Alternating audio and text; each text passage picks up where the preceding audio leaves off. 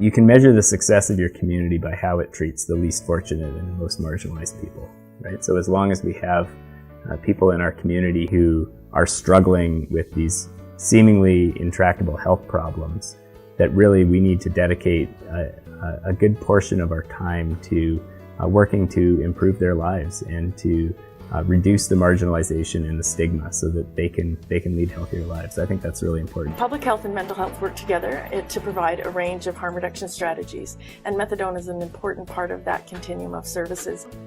Methadone is a synthetic opioid. It can be taken orally and has a long half-life, so it needs to be taken once a day. Therefore, it can reduce the cravings for opioids. It works in the same area of the brain as other opioids do, like heroin or fentanyl and other drugs. So it will replace that, but it actually reduces cravings so that people can have a productive and active life whilst taking the methadone and not be looking for other drugs. Well, it's prescribed, and it was recently changed to methadose, which is a stronger methadone, 10 milligrams per mil rather than 1 milligram per mil. So it's prescribed as a liquid, and it looks like a cough syrup now. It's just dispensed in little bottles and provided to patients. Patients generally aren't given any carries unless they've shown stability. So they have to go into the pharmacy every day to pick it up until they are stable.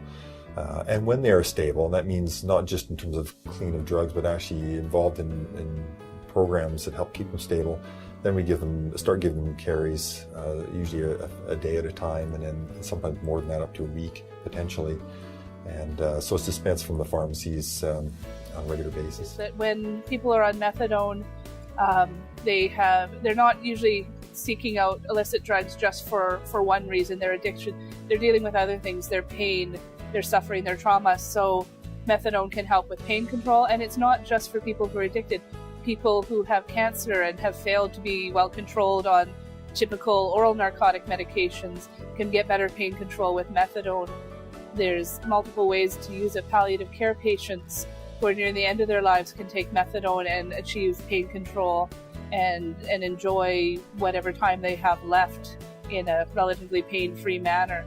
The stigma around methadone is that it is just for people who have addiction problems.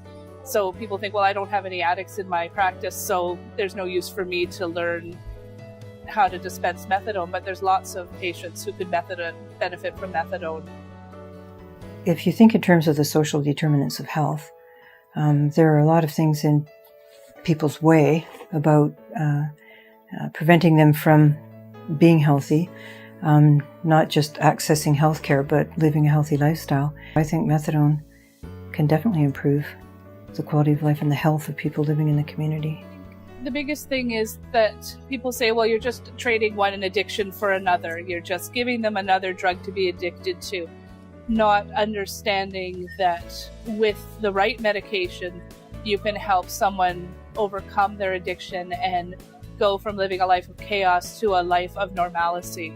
The clinics are very important for the clients because it makes them able to hold jobs and to support their family. You know, you see people out in the community on these programs that are taking their kids to hockey and going to work 5 days a week. In my career, I can still remember a methadone clinic, maintenance clinic across from City Hall in the early 70s. So the program, these kinds of programs have been around for a very long time. The same stigmas were attached way back then that are now. And so I think it really is important that we work on this consistently to make sure people realize that it's not a bad thing. It really is a very useful thing in helping people manage their lives.